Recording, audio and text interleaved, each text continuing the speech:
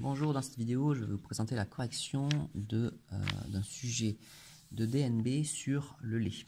Alors, première partie, on nous parle de la conservation du lait. On peut lire que le lait est une source de calcium et de vitamines, que c'est un aliment complet, mais que c'est aussi un aliment fragile. Dès la traite, on instaure donc ce qu'on appelle une chaîne du froid. Et dans la partie 1, où on va donc étudier les caractéristiques physico-chimiques du lait, on a ici un schéma assez complet, assez vaste, qui parle de plein de sujets différents. Et on va s'intéresser directement, nous, à la première question, parce qu'on suppose que ce document a déjà été lu. Il va falloir indiquer la composition atomique de la molécule de lactose. Et sur le schéma ici, on voit apparaître que la formule chimique de la molécule de lactose est celle-ci. Donc on va s'en servir pour donner la composition atomique. J'ai repris les termes de la question. Peut-être qu'on aurait pu dire aussi, au lieu de parler de composition atomique, dire simplement les atomes qui composent la molécule de lactose sont... Donc sur la molécule, on voit qu'il y a 12 carbones. On voit qu'il y a 22 atomes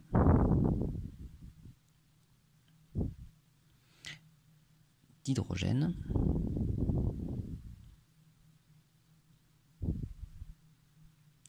Et qu'il y a 11 atomes d'oxygène. La question 1 est assez rapide. Les autres demandent un peu plus de réflexion. Ensuite, si on continue le sujet, on apprend que d'après la réglementation sanitaire européenne, la conservation des produits alimentaires est autorisée à la température ambiante. Donc, ici, il faut bien voir qu'on parle des produits alimentaires en général et pas seulement le lait. Et il faut bien voir ici qu'on parle de température ambiante. Alors, donc, c'est autorisé quand l'une des trois conditions suivantes est vérifiée. Donc, par rapport à l'activité biologique, elle doit être inférieure à 91, ou alors si le pH est inférieur à 4,5, ou alors lorsque l'activité biologique est à la fois inférieure à 95 et le pH inférieur à 5,2. Et nous, ce qu'on doit faire, c'est on doit expliquer pourquoi le lait étudié est conservé à froid. Ça veut dire qu'il ne peut pas être conservé à température ambiante. Et s'il ne peut pas être conservé à température ambiante, ça veut dire en fait qu'il ne peut respecter aucune des contraintes qui ont été posées en dessous. Alors pour ça, on va regarder le schéma précédent et on va s'intéresser au pH. Le pH du lait est de 6,4.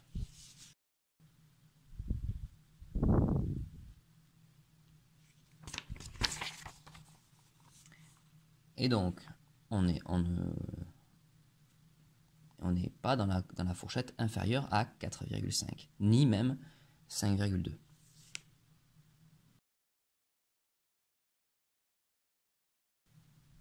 D'autre part, on va parler maintenant de l'activité biologique.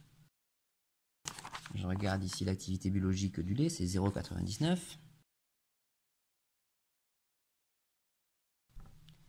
Je peux donc en déduire que le lait ne peut pas être conservé à température ambiante.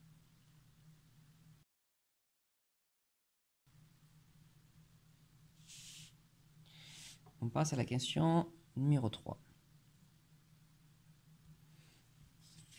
Question numéro 3. On apprend que la poudre de lait est fabriquée en évaporant totalement l'eau contenue dans le lait. Question petit 1. Déterminer la masse de poudre de lait qu'il est possible d'obtenir à partir d'1 kg de lait étudié. Ça va être important parce qu'après, dans la question suivante, on va vous demander si on se place pour 1 litre. À partir d'1 litre. Et là, il faut bien donc faire la distinction entre les deux grandeurs, entre les deux unités. Alors, nous, on sait que les masses sont données ici pour 100 g de lait. Donc, pour avoir pour 1 kg, on il va falloir qu'on multiplie simplement par 10. Je sais qu'il va y avoir donc 87,5 grammes pour 100 g de lait, donc il y aura 875 grammes d'eau dans celui-là. Et donc, ce que je vais avoir lorsque je vais faire évaporer toute l'eau, c'est 1000 grammes moins la masse d'eau. La masse restante, c'est donc la masse de lait moins la masse d'eau. Donc je peux en déduire que pour 1 kg, donc pour 1000 grammes, la masse d'eau qu'il y a à l'intérieur, c'est donc 875 grammes. Et donc que la masse restante sera de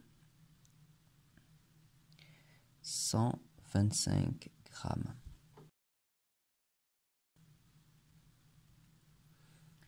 Ok, on a bientôt fini. Hop, on est à la question 3.2. Alors on sait que l'on fabrique de la poudre de lait à partir d'1 litre de lait étudié, donc pas à partir de 1 kg.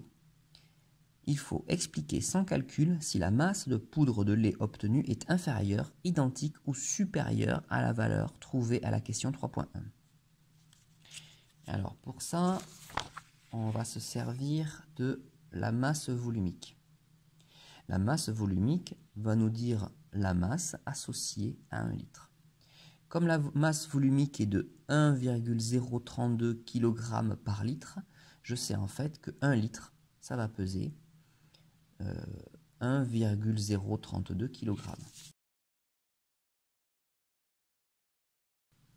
Ainsi, si je fais évaporer 1,032 kg de lait, je fais évaporer plus de lait que si je fais simplement évaporer 1 kg. Et donc, j'obtiendrai à la fin forcément plus de poudre. Question 4. En exploitant le document 2, expliquez pourquoi on peut faire l'hypothèse que le lactosérum est acide. Alors, on va regarder le document 2. Dans le document 2, on nous parle du fait qu'on part de lait cru.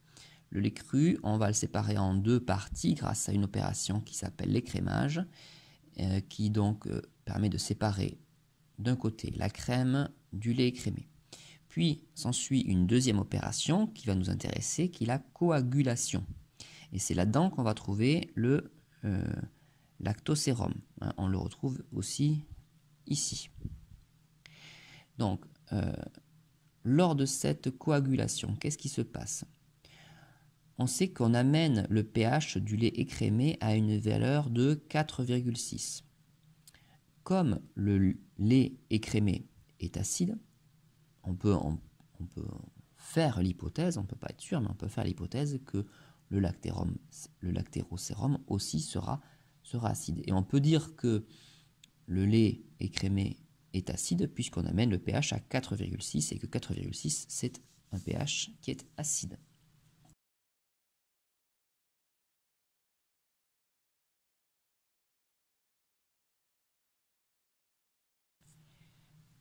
Il y a peut-être d'autres manières de répondre à cette question-là, puisque comme c'est une hypothèse, on ne peut pas être sûr.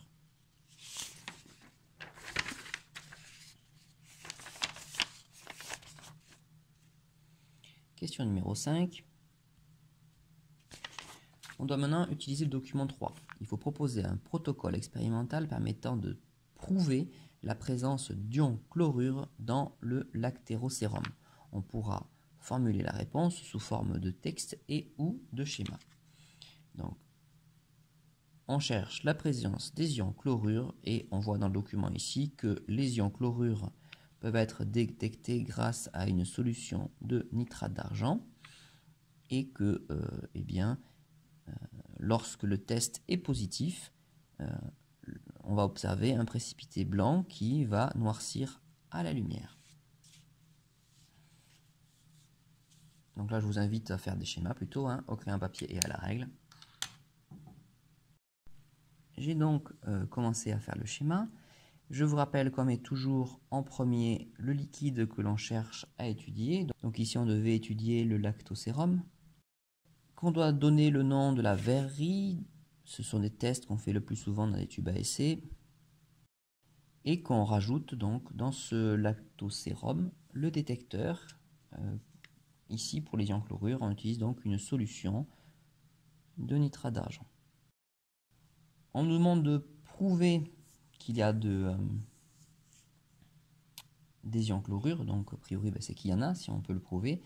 Donc on sait que le test va être positif et on sait donc par conséquent que dans le tube à essai, ici, on va observer la formation d'un précipité blanc qui noircit à la lumière.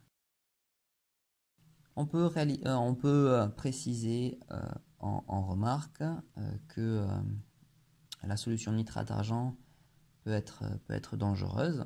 Et donc, pour réaliser cette expérience, il est préférable de s'équiper de lunettes, de blouses et de gants.